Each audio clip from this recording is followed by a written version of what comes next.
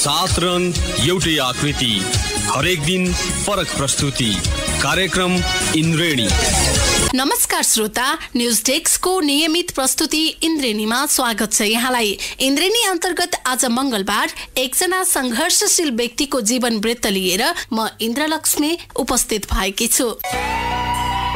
संसारमा असम्भव भन्ने केही छैन, गरे सबथोक सम्भव छ भन्ने कुरा बुझ्न विश्वका ठुल्ठुला दार्शनिकका जीवनी पढ्नै पर्दैन।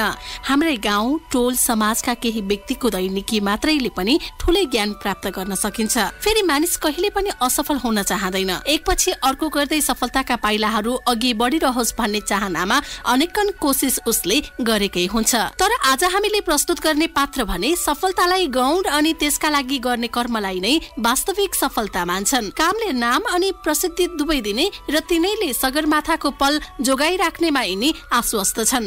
यिनी हुन् राजपा नेता मनिष कुमार सुमन। विक्रम सम्वत 2035 साल कार्तिकमा सप्तरीको राजविराजमा पिता सुशील कुमार दास र माता यशोधरा देवी दासका माइलो सन्तानका रूपमा जन्मिएका मनिष मध्यम वर्गीय परिवार, बुवा शिक्षक, त्यसैले पनि बाल्यकाल सुविस्ताले बित्यो यिनको। त्यतिखेर यो मोबाइल थिएन, टेलिभिजन थिएन, मान्छे त्यसैमा रुमिल्नु पर्ने कुनै आवश्यकता थिएन। एकअर्काको घरमा तरकारी पाक्यो भने एकअर्काका घरमा दिने चलन थियो। काँचो आँप खाने चलन थियो। पकेटमा नुन बोकेर जान्थ्यौं अनि त्यो आँपका फुलबारीहरूमा गएर पुरुवाले हामीलाई लखटे उन्जेलसम्म हामी कुनै कतिवटा आँप झारिसकेका हुन्थ्यौं। त्यो आँपहरूलाई आफैले त्यो पत्थरमा पट्किँदा फोड्थ्यौं र त्यसलाई त्यही घरबाट बोकेर लगेको नुनसँग चपाई खान्थ्यौं। हुनलाई इनका हजुरबा जमिनदार, तर बुवाको हजुरबासँग मत बाँझिएपछि मनिषका बुवाकै पालादेखि जमिनदारी पगरी खोसिएको थियो रे। बुवाले मनिष लगायत सबै परिवारलाई शिक्षण पेसाकै भरमा पालेका थिए। म पेटमै हुँदा मेरो आमालाई ठूलो बिरामी भयो। त्यो बिरामी तपाईलाई इलाज गर्दा गर्दै वर्षौं लाग्यो। तत्क्षण यस्ता राम्रा मेडिकल सुविधाहरू पनि थिएनन्। हाम्रो शहरभन्दा अलिक टाढा दरभंगामा गएर वर्षौं बस्नुपर्ने अवस्था थियो। त्यो वर्षौं बस्नुपर्ने अवस्थाको इलाजको तपाईलाई खर्चिलो धेरै भयो। मेरो बुवाले आफ्नो बुवासँग अर्थात् मेरो हजुरबुवासँग ल ठिकै छ, अब उसको इलाज गराउनु पर्यो, अलिकति खर्च दिनुहोस् भनेर भन्दा मेरो हजुरबुवाले मेरो बुवालाई भन्नुभयो, अब तेरो श्रीमती त मर्छे, उसको कुनै टुङ्गै छैन, ऊ बितिहाल्छे, त के पछाडि लागेको होस्, अब यो टुङ्गेपछि त अर्को बिहा गर्नु भनेर भन्नुभयो। मेरो बुवाले मेरो हजुरबालाई जवाब दिनुभयो, मेरो अब छोरा छ, म जन्मिसकेको थिएँ, 2टा छोरा छ, अब यो गर्नै सक्दिन, ऊ मेरी अर्धाङ्गिनी हुन्, उसले ल्याएको दाइजो त कमसे कम तपाईँ फर्काइदिनुहोस्, ल उसैलाई म त्यसको इलाजमा लगाउँला। त्यही खटपटले गर्दा हजुरबुवाहरूसँग मेरो सम्बन्ध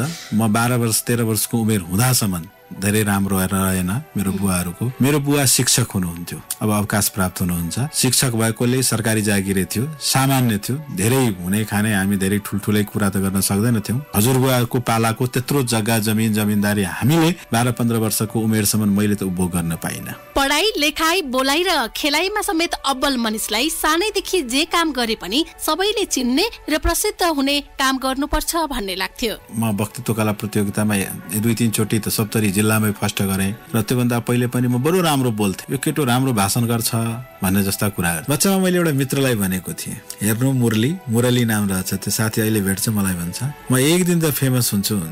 हामी स्कुल पढ्दा अटोग्राफ लेख्ने चलन थियो। अटोग्राफमा एम इन लाइफ भनेर तपाईलाई लेख्ने एउटा कलम हुन्थ्यो। सबैले लेख्थ्यो to be an engineer, to be an doctor, to be an businessman, to be an फलाना, तर मैले लेख्थेँ to be a famous person. त्यति बदमाश त होइनन्, तर बाल सुलभ उदण्डता इनमा पनि थियो। त्यस्ताका गाउँभरि बोक्सी हुन्छ रे भन्ने हल्ला खुब चल्थ्यो। त्यही हल्लाको फाइदा उठाउँदै हँसी मजाक गर्न मनिष र इनका साथीहरू केही कसर बाँकी राख्दैनथे। दशैं ताका यो बोक्सीहरूको खुब हल्ला चल्थ्यो। हामी चाहिँ एउटा त्यो कुम्हर भनिन्छ हामीतिर, त्यो कुम्हरको ठुलो कुम्हरलाई लगेर एकजनाको घर अगाडि त्यतिकै काटेर त्यसमा सिन्दुर पोते त्यो अनुसार राखेर हामी रात गाई भइहाल्यो। भोलि बिहान हेर्दा त त्यहाँ पुरै टोलभरिको मान्छे आएको रहेछ। के भयो यहाँ त बोक्सी लाग्यो, कुन बोक्सीले के गर्यो, दशैंको टाइम हो, यहाँको घरमा त यो हुन्छ त्यो हुन्छ भनेर वितण्डा गर्थ्यो। हामी चाहिँ कुनामा बसेर मुसु हाँसिरहेका थियौँ। हामी कहाँ एसएलसीको रिजल्ट पत्ता लगाउने अर्को थुप्रै उपाय थिएनन्। एउटा उपाय थियो तपाईलाई गोरखापत्र, जुन 3 दिन पछि आइपुग्थ्यो। 1 वर्ष पहिलेको गोरखापत्रमा सेम रोल नम्बरको एउटा विद्यार्थी सेकेन्ड डिभिजनले पास भएको रहेछ।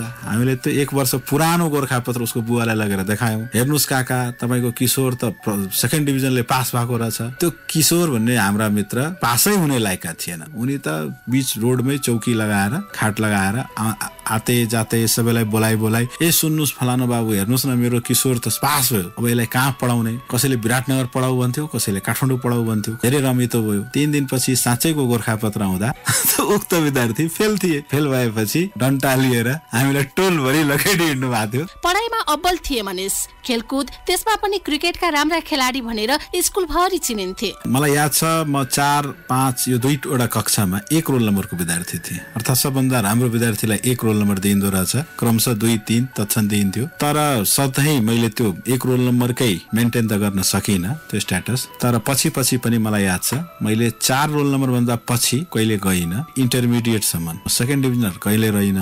बीकममा आएर अलिकति बिग्रे। राजनीतिले धेरै छोइसकेको थियो। 2 वर्षको बीकम 5 वर्ष लगाएर पास गरेँ। अहिले 3 वर्षको एलएलबी पनि मैले 5 वर्ष लगाएर पास गरेको छु। 10 क्लाससम्म जाँदा त म क्रिकेटको राम्रै खेलाडी थिएँ। मानिस कालान्तरमा के बन्छ भन्ने कुराको छनक बाल्यकालदेखि नै देखाउँछ। ठ्याक्कै त्यस्तै यिनमा पनि सानैदेखि दुस्साहस देखाउने प्रवृत्ति हावी थियो। नत्र राजनीति नै गर्छु भन्ने दुस्साहस जुटाउनु पनि त सहज कहाँ छ र। कक्षा 5 मा पढ्दादेखि नै मनिषमा अदृश्य राजनीतिक चेत आइसकेको थियो। मसिनामा हेरिरहँदा श्रीमान गम्भीर भनेर सुरुमै तपाईलाई राष्ट्रगान बजाइएको रहेछ। सबै उभे, म उभिन। म आफ्नो सिटमा बसै गरे। सिनेमा हेर्दै बिचैमा प्रहरीहरूले मलाई समातेर लगेका रहेछन्। मलाई पनि थाहा भएन मलाई किन समात्यो। पछि त तैँले राष्ट्रगानमा उठिनस्, राजाको श्रीपेच लिएर उभिरहँदा तैँले उभिनस्, त्यही भएर तँलाई समातिएको हो भन्ने माथि आरोप लगायो। मेरो टोलभरिको मान्छे गए र गएर एउटा कागज गरे, ल आजदेखि यो प्रत्येक पटक उठ्छ भन्ने हामी वचन दिन्छौँ अनि मात्र मलाई छोडिएको रहेछ। मानिस चेतनशील प्राणी हो। संस्कारिक बनाउने पनि त त्यही चेतनाले त हो अनि संस्कार नै त हो मानिसको भविष्यको बाटो खुट्याउने। धेरै राम्रो माहौल थियो, एकअर्कोसँग मिल्ने, सबैले सबैलाई चिन्ने। मेरा नातेदारहरू आज मात्र होइन, आज त त्यो राजविराज सप्तरीमा सबैले मलाई चिन्छ, म त्यहाँको निर्वाचित प्रदेश सभा सदस्य भएकोले। तर तत्क्षण पनि मलाई याद छ मेरा कोही रिलेटिभ आएका थिए। आएपछि फलानुको घर कहाँ हो मेरो बुवाको नाम लिएर भन्यो अनि उनले चाहिँ एकदम रेस्पेक्टली एउटा रिक्सामा बसाइएको रहेछ। त्यो रिक्सावालालाई ए रिक्सावाला तिमी फलानु सरको घरमा यसरी ओह्राल दिनु र यति रुपियाँ भाडा लिनु भन्नेसम्म अडाइएको रहेछ। उहाँहरूलाई आश्चर्य लाग्यो। उनीहरू ठुला बडा सहरको मान्छे, त्यहाँ त कसैले कसैलाई नचिन्ने, तर राजविराजमा सबैले सबैलाई चिन्ने एउटा यस्तो राम्रो संस्कार थियो। आफ्नो विरासत सन्तानले थामिदियोस् भन्ने हरेक अभिभावकको चाहना हुन्छ, तर त्यो चाहना पूरा हुनु भने अहोभाग्य हो। इनका बुवाले चाहना राखेका थिए मनिष इन्जिनियर बनुन्, डाक्टर बनुन्, तर मनिषलाई भने भित्रभित्र कतै आफू वकिल बनौँ भन्ने रहर थियो उति बेला। बुवालाई बरु इच्छा थियो मेरो छोरो पनि इन्जिनियर बनोस्, तर म चाहिँ त्यही मैले भने नि बच्चैमा मैले आफूमा चिनेको एउटा त्यो प्रतिभा थियो, त्यो भनेको गप्प मार्ने, बोल्ने, अरूलाई कन्भिन्स गर्न सक्ने भन्ने एउटा त्यो हुनर मैले आफैमा चिनेको थिएँ। म चाहिँ अब त्यो यो हुनर राजनीतिमै प्रयोग गर्छु भन्ने जस्तो त लाग्दैन थियो, तर यो हुनर वकिल भएर पूरा गर्न सकिन्छ भन्ने जस्तो थियो। मैले तत्क्षण त्यो गर्न सकिनँ जुन मैले आज आएर सपना पूरा गरेँ आफ्नो ल पढ्ने कुरा। राजविराजमा राजनीतिक चेतना फैलिएको थियो त्यसताका। त्यसैले पनि कक्षा 9 मा पढ्दै यिनी तत्कालीन सद्भावना पार्टीको भातृ संगठनमा प्रवेश गरिसकेका थिए। तत्क्षणको नेपाल सद्भावना पार्टीको भारतीय संगठन नेपाल विद्यार्थी मञ्च भन्ने थियो। ती भनेका ललित कण्ठ, ती भनेका महेश यादव, ती भनेका प्रमोद यादव, उहाँहरू हाम्रो स्कुलमा कमिटी गठन गर्न आउनु भएको। म औपचारिक रूपले पार्टीको सदस्यता लिएको त्यही 9 कक्षामा हो। धनी र गरिब एवं ठुला र साना, हुने र नहुने बीचको समस्या सबै अवास्तविक कुरा हुन्। वास्तविक तथ्य त यो हो कि मान्छेले जब समान चीजको समान उपभोग गर्न पाउँदैनन्, अन्याय त्यहीबाट सुरु हुन्छ अनि द्वन्द्व र विद्रोह पनि। अर्कोतिर रंगका आधारमा गरिने विभेदको जालो, जातीयता कहाँ तोडिएको छ र समाजमा। मनिषलाई पनि राजनीति केन्द्रित हुन सघाइरहने यिनै अन्धविश्वास, जातीयताको खोक्रो आडम्बर र व्यथिति नै थिए। नस्लकै खातिर म साथ कहिले कुनै दुर्व्यवहार काठमाडौँले गरेन, तर मैले हेर्थेँ ती तरकारी बेच्नेहरू, ती तपाईलाई फरक अनुहारका ती मधेसी समुदायका व्यक्ति, फलफूल बेच्नेहरू साथ गरिएका व्यवहार म हेर्थेँ। खास गरेर तत्क्षण हामी पनि उच्छृङ्खलै थियौँ, तर मेरै उच्छृङ्खल मित्रहरूले मसँगै पनि कति पटक कुनै साइकलवालाको सामान छिनिदिन्थे। फरक नस्लकै हुँदैमा भैया भनेर भनिन्थ्यो। सुरुमा त बरु आनन्द लाग्थ्यो, भैया त हामीतिर तपाईँलाई ठुल्दाइलाई भन्ने कुरा हो, र पछि थाहा पाइयो होइन, यो यहाँको समाजमा हेपिने कुरा हो। साम्प्रदायिक ती प्रकारका शोषण हामीतिर पनि छन्, नभएका होइनन्। पर्वतीय समुदायका साथीलाई जिस्काएर पहडिया भनेर भनेकै थियौँ, कहिलेकाहीँ हिङ बेच्चा भनेर पनि भनेकै थियौँ, नभनेका होइनौँ। साम्प्रदायिक शोषणको पछाडि म त्यति लागिन, तर राजनैतिक शोषण मैले देखेँ। राजनीति गर्दै जाँदा, अलि परिपक्वता आउँदै जाँदा मैले राजनीतिक शोषण हेरेँ। अहिले त 77 वटा जिल्ला छ, 75 वटा जिल्ला, 75 वटै जिल्लाका सिडिओ साहबहरूको नामको सूची यसरी निकाल्दा एउटै समुदायका व्यक्ति हुन्थे। मधेसी समुदायको त 2-3 वटा सिडिओ कहिले भइहाल्यो भने ठुलो अचिभमेन्ट पाए जस्तो। त्यस्तै न्याय प्रणालीको न्याय सेवाको लिस्ट प्रधानमन्त्रीको सूची हेर्नु भइसक्यो 43-44 वटा, सबै प्रधानमन्त्री, इभन कुनै महिला पनि भइनन्, दोहोरिरहने। त्यस्तै तपाईले नेपाल आर्मीलाई गएर हेर्नुस्, पहिला शाही सेना थियो, अहिले पनि त्यसका जर्नल कर्नेल सब एउटै समुदायको हुने। नेपाल प्रहरीको संरचना हेर्नुस्, सबै एकै संरचना एकै समुदायका हुने। हाम्रो मनले भन्थ्यो यो देश त 2 करोड 36 लाख जनसङ्ख्याको सबैको देश हो भने साँच्चै सबै वर्ग समुदायबाट देशको प्रतिनिधित्व गर्नुपर्छ। अहिलेको संविधानले पनि समावेशिताको व्यवस्था राखेको छ, एक प्रकारको रिजर्भेसनै दिएको छ। ती समुदाय जुन समुदाय मूलधारमा आएनन्, आउन सकेनन् विभिन्न कारणले, ती समुदायलाई मूलधारसम्म तान्नकै लागि विभिन्न ऐन नियम कानूनहरू बनेका छन्। व्यवहार त अहिले पनि देश पनि मेरो हो भन्ने घमण्ड त प्रत्येकमा छ, तर राज्य मेरो हो भन्ने अनुभूति आउन सकेको छैन। कुराहरूले कता कता घोच्थ्यो भनौँ। एउटा सम्मानित व्यक्ति पनि जाँदा मैलो धोती, मैलो कुर्ता, टुटेको चप्पल, टुटेको चस्मा लगाएर जाँदा ती सिडिओ साहबहरूले गर्ने व्यवहार बरु गजबको हुन्थ्यो। तिमीहरूको मुख त बिहारसँग मिल्छ, तिमीहरूको मुख त उत्तर प्रदेशका व्यक्तिसँग मिल्छन्, तिमीहरू इन्डियाबाट आएका हो भन्ने जस्ता व्यवहार गर्थे। कानुन त त्यस्तो विभेद थोरै देखिन्छ, रङ्गको आधारमा, क्षेत्रको आधारमा, जातको आधारमा फरक व्यवहार खेप्नु पर्दैन भन्ने एउटा आशा लिएर राजनीतिमा क्रियाशील रहे। मानिस आफ्नो संकल्प र आस्थाले यथार्थमा मानिस हुन्छ भन्ने लाग्छ यिनलाई। मानिसले कहिले पनि आफ्नो कदम पछि सारेनन्। समाजमा व्याप्त विभेद र कुरीतिको अन्त्यका लागि पनि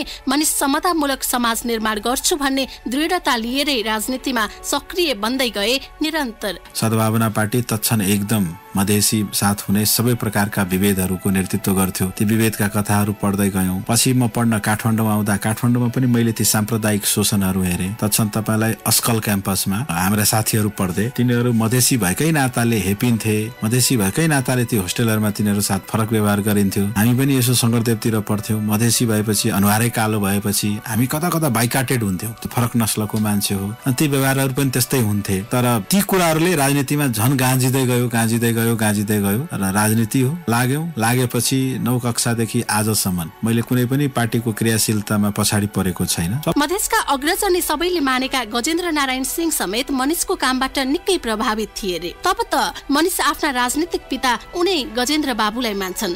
54-55 सालतिरको कुरा हो। म युवा मञ्चको महासचिव थिएँ। म चाहिँ राजविराजमा मटका भन्ने एउटा कार्यक्रम राखेको थियो। होलीको दिन थियो। त्यो मनिष त लफुवा हो, त्यो यो राजविराजको गुण्डै हो। हेर्नुहोस्, त्यसले त गुण्डा जस्तै काम राख्यो, हातखुट्टा टुट्छ।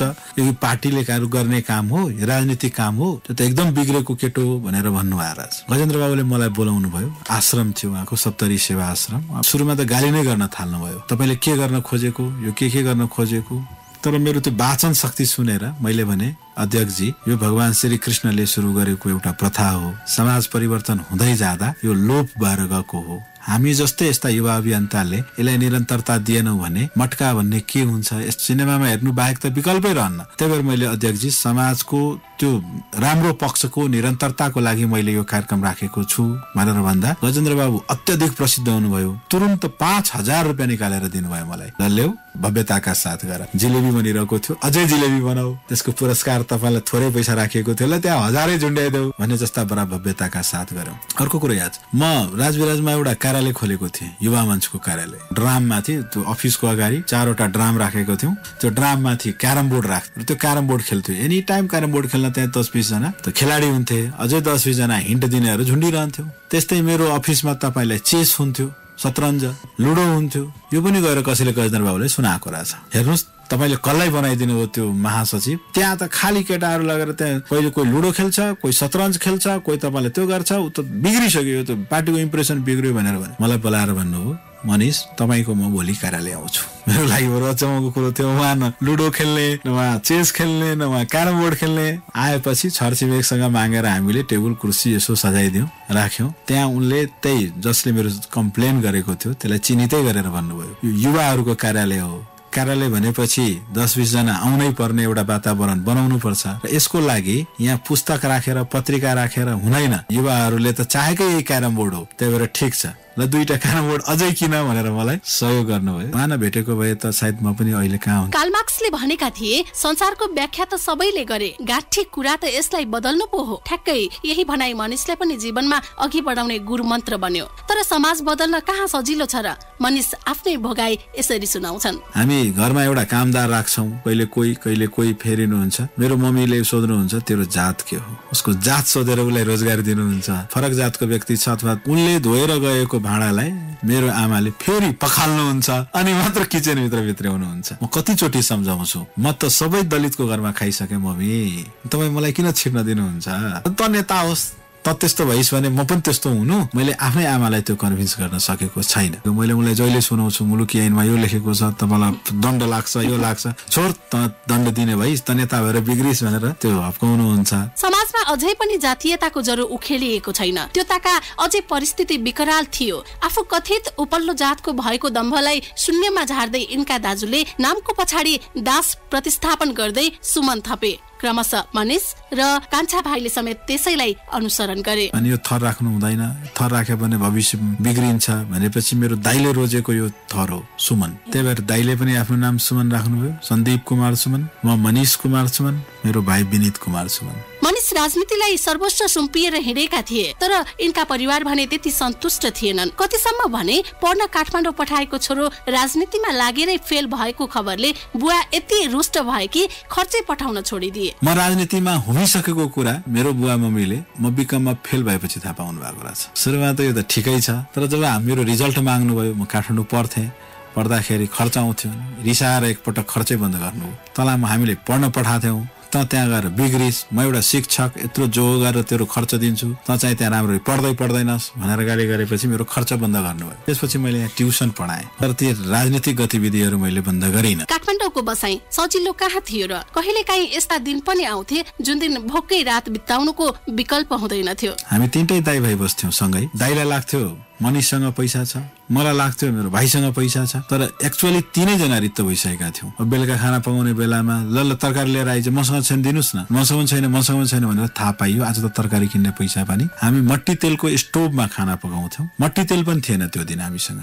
एकजना मेरो दाइ एकजना साथी कहाँ जानु, तर उसले हामीलाई 500 रुपियाँ पनि सापट्टि दिएन। मेरो दाइको त्यो साथीप्रति अझै पनि मेरो आदर भाव बस्न सकेको छैन। उनी अहिले पनि भेट्छन्। राति हामीले खाना खाएनौँ, पानी खायौँ, सुत्यौँ। भोलिपल्ट बिहान सानै पाली टाढा बस्ने मेरो मामासँग हामीले पैसा मागेर ल्यायौँ। बुवा आमा मात्र होइन, यिनका दाजु र भाइले समेत राजनीतिलाई तिलाञ्जली दिएर विदेश भाँसिन नसुझाएका कहाँ हुन् र? प्रदेश सभाको सांसद हुनुभन्दा अघिल्लो दिनसम्म उहाँहरूको इच्छा के थियो भने अमेरिका भनेको धेरै ठुलो, अमेरिका पुग्नु भनेको ठुलो एचिभमेन्ट, त्यस्ता उहाँहरूलाई आफूमाथि स्वाङ्ग रहेछ। हामी त एकदम सक्सेस भयौँ। यो भाइ चाहिँ बिग्रियो, यो नेता हो, यसले केही नगर। मेरो त्यो भाइले कतिौं पटक मलाई अफर गर्यो, ए दाइ तपाईँ एउटा साइन गरिदिनुहोस्, बस म तपाईँको लागि पनि ग्रिन कार्ड ल्याउँला, तपाईँ नबस्नु होला, तर कमसे कम त्यो आराध्यको जिन्दगीसँग खेलवाड नगर्नुहोस्। आराध्य भनेको मेरो छोरी। नेपालमा यो खराबी छ, नेपालमा त्यो खराबी छ, पढेकोलाई जागिर छैन भन्ने जस्ता भाषण उसले मलाई सुनाउँछ। म चाहिँ होइन, यही देश बनाउनु पर्छ, तँसँग त्यत्रो ठाट छ, तेरो घरमा स्विमिङ पुल छ तर कसैले देखाएको छ, मसँग एउटा थोत्रो मोटरसाइकल छ टोलबरीले देखाएको छ, कसैले त हेर्दैन, तर पनि त रहर होला नि, कोही आओस् देखोस् र भनोस् कि हेर्नु कत्रो राम्रो घर छ भनेर। मेरो राउन्जेल कमाऊ, रिटायर भएपछि फर्किआउनु, म यहाँ सब थोक ठिकठाक पारेर राख्छु। अनि मेरो र उनीहरूको कुरो त्यति राम्ररी मिल्दैन। राजनीति गर्छु भन्नु पनि ठुलै साहस रहेछ।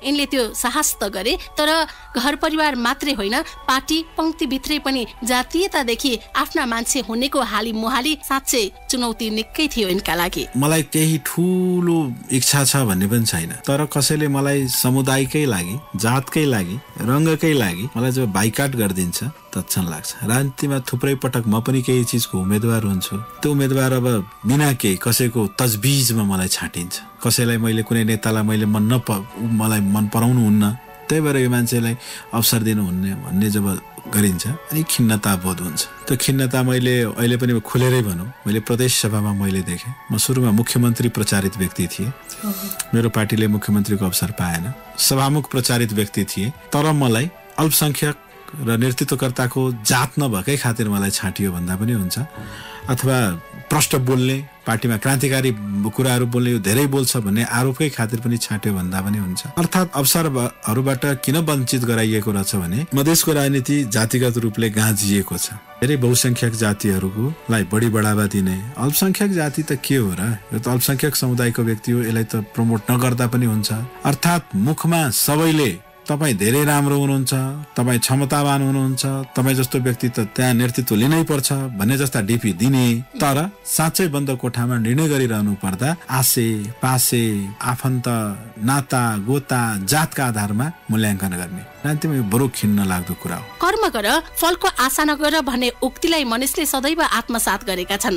नभन्दै मनिषले आत्मसात गरेको त्यही उक्ति सत्य साबित त्यति बेला भयो जति बेला चुनावी नतिजाले उनको विजयको उद्घोष गर्यो, जुन दिन उनी सायद पहिलो पटक अति नै खुसी र आभारी भए आफ्नै जीवनप्रति। मेरो निर्वाचन क्षेत्रको जनताले मलाई त्यसरी हेपेन, अरू खुसी लाग्यो। म देशको कायस्थ जातिको व्यक्ति हुँ। मेरो निर्वाचन क्षेत्रभरि त्यो कायस्थ जातिको मतदाता जम्मा 300 जना रहेछन्। त्यहाँका जनताले पनि जातलाई नै भोट दिएको भए म निर्वाचित हुन्न थिएँ। मनिषलाई आफ्नो क्रिम एज नै काठमाडौँलाई सुम्पिएकाले पनि होला काठमाडौँसँग आघात मोह छ। आज मेरो काठमाडौँमा आफ्नै घर छ, तर म 22 वर्ष अगाडि काठमाडौँमा आउँदा 600 रुपियाँको त्यो कोठामा 300 रुपियाँ उसले तिर्थ्यो, 300 रुपियाँ म तिर्थेँ। त्यसरी हामी भात पकाएर बस्थ्यौँ। कम्प्युटर इन्स्टिच्युटमा कम्प्युटर सिक्थ्यौँ। कलेजमा एडमिसन गरायौँ सकरदेवमा। बी कम्पनी सक्यो, त्यसपछिका राजनीतिक गतिविधि पनि गतिलो हुँदै गयो। हामी 3 जना दाइ भाइ सँगै बस्थ्यौँ। मेरो भाइलाई धेरै पहिला, आजभन्दा 12-15 वर्ष अगाडि नै डिबी परेपछि ऊ अमेरिका गयो।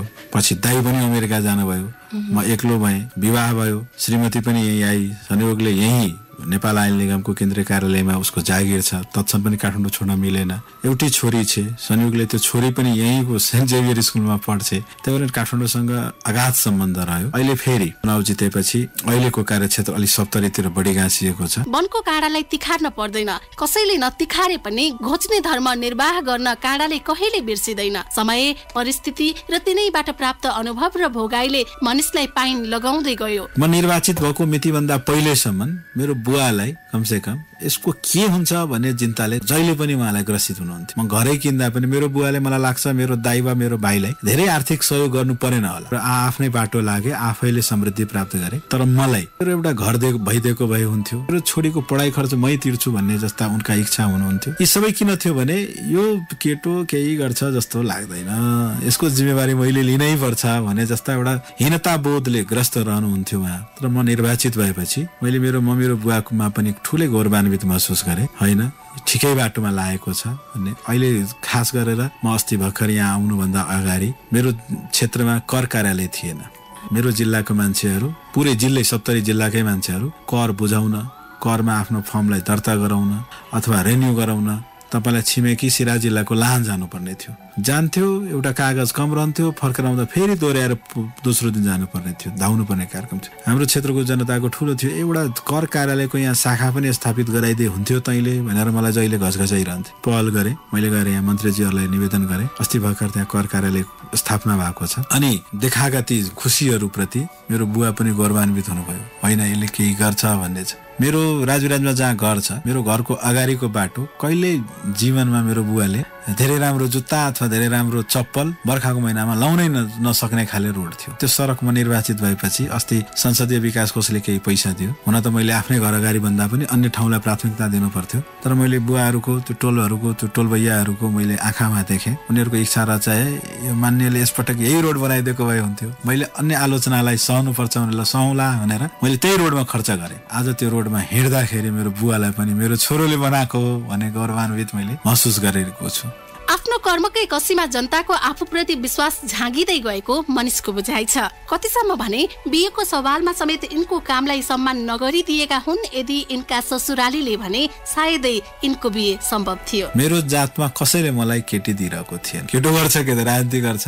त्यो दिन म जनसेवा वडा प्रहरी कार्यालयमा 3 महिने पुर्जीसहित थुनिएको थिएँ। म राजाको त्यो चुनाव भइरहेको थियो, त्यसको विरोध गरेको आरोपमा म जेलमै थिएँ। मेरो बुवाले बेलुका फोन गर्नुभएको रहेछ, ए तँलाई त एउटा यस्तो बिहाको कुरा आएको रहेछ। मैले सोधेँ, त्यो आउने मान्छेलाई थाहा थियो म जेलमा छु भनेर फोन गरेर सोध्नु भएको छ मेरो ससुरालाई, तपाईलाई थाहा छ केटो त अहिले कस्टडीमा छ, जेलमा छ। मैले एउटा उद्यमान मान्छे देखेँ, उहाँ केही गर्नुहुन्छ भने जस्तो मलाई लाग्यो, त्यही भएर मैले उहाँलाई माग्न आएको हुँ। अनि मेरो बुवा भन्नुभयो ठिकै छ, तपाईँको इच्छा छ भने त मेरो विमति छैन। धन्यवादको पात्र हुनुहुन्छ मेरो ससुरा, जसले मेरो बारेमा सब थोक थाहा पाएर छोडिदिनु भयो। खुसी हुन यिनलाई खासै ठूलो कारण चाहिन्न। घर परिवार विशेषतः छोरीसँग समय बिताउँदाको क्षण जतिको खुसीको पल अन्य केही लाग्दैन यिनलाई। एउटै टेलिभिजन छ मका, त्यो टेलिभिजनमा मेरो छोरीको चोइस कार्टुन, मेरो चोइस भनेको न्यूज, मेरो श्रीमतीको चोइस भनेको टिभी सिरियल। सँगै बस्दा रिमोट खोसाखोस हुन्छ। मलाई कहिलेकाहीँ त तत्क्षण रिस चढ्छ जब मेरै अन्तर्वार्ता आइरहेको हुन्छ, मैले आफ्नो अन्तर्वार्ता हेर्न पाऊँ भनेर त उनीहरूसँग बिन्ती गर्दा पनि मेरी छोरीलाई मतलबै आउँदैन। जीवनमा संघर्ष बाँच्नु र विकसित हुनुसँग सम्बन्धित हुने यिनको तर्क छ। मैले एउटा पहल गरिदिँदैमा कोही उन्नति गर्छ भने बरु खुसी लाग्छ मलाई। मैले केही गरिदिँदैमा कहीँ बाटो घाटो बन्छ भने बरु खुसी लागिरहेको। उत्पीडनहरू,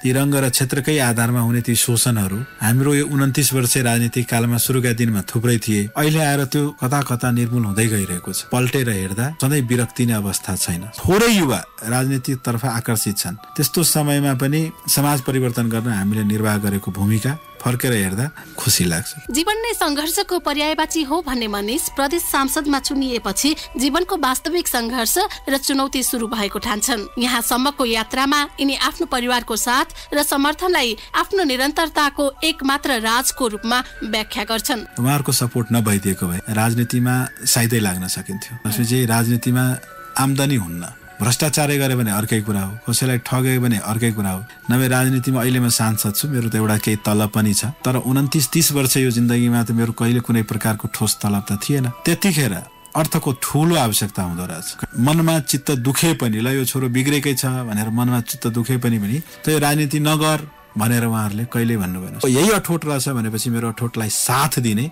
मेरो मम्मी, मेरो त्यो बुवा, मेरा दुईटै दाइ भाइ, अहिले मेरी श्रीमती, ऊ कमाउँछे म खान्छु, म राजनीति गर्छु। सादा जीवन उच्च विचार मनिषले मान्ने एकमात्र सिद्धान्त हो। हुन म धेरै खर्चाले व्यक्ति पनि होइन, म तपाईँलाई ठुल्ठुलो रेस्टुरेन्टमा गएर धेरै धेरै पैसा उडाउँ त्यस्तो बानी पनि छैन। आफ्नै अहिले पनि म सांसद भइसकेपछि पनि त्यो सांसदको धाक देखाउने गरी मेरा सबै साथीहरूले गाडी किनेका छन्, दुईटा पिए राखेका छन्। म त्यस्तै त्यो रवाफ देखाउने लाइकको मान्छे पनि होइन, रवाफ देखाउन मलाई रुचि पनि लाग्दैन। पार्टीगत संघर्षको संक्रमणकालीन अवस्थालाई चिर्ने चुनौती आज पनि मनिषलाई ठूलो लाग्छ।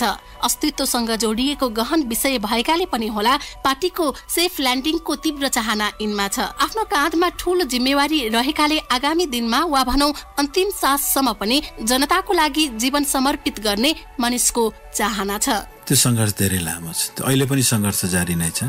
म जुन पार्टीको सदस्य थिएँ, म विद्यार्थी संगठनमा आउँदा गजेन्द्र नारायण सिंहको नेतृत्व थियो। गजेन्द्र नारायण सिंहको नेतृत्व हुँदासम्म पार्टी धेरै राम्रो बलियो स्टाइलले चलिरहेको। तर गजेन्द्र नारायण सिंहको अवसानपछि म अध्यक्ष बन्छु कि म अध्यक्ष बन्छु भन्ने हानाथापमा हाम्रो पार्टी टुक्रा टुक्रा भयो। सबैलाई थाहा छ नेपाल सद्भावना पार्टी पछि कसैले भन्थ्यो 5 वटा छ, कसैले भन्थ्यो 6 वटा छ। हामी कार्यकर्ता भएर धेरै पीडा थियो त्यतिखेर। पछि कालान्तरमा राजेन्द्र महतोजीले राम्रै नेतृत्व गर्नु, त्यसपछि अहिले फेरि हामी राष्ट्रिय जनता पार्टी नेपालको रूपमा एकीकृत भएका छौँ। यसो एकीकृत भएर उपलब्धिहरू त आएको छ, तर हाम्रो पार्टीभित्र अझै पनि अन्तर्गुलन हुन सकेको छैन। उभिन्दा अर्को साथीले भन्छ हे यो त सद्भावना पार्टीको हो, हामीले भन्छौँ हे यो त तमलोपा पार्टीको हो भन्ने जस्ता अहिले पनि त्यसलाई आक्षेपै लिनुपर्छ।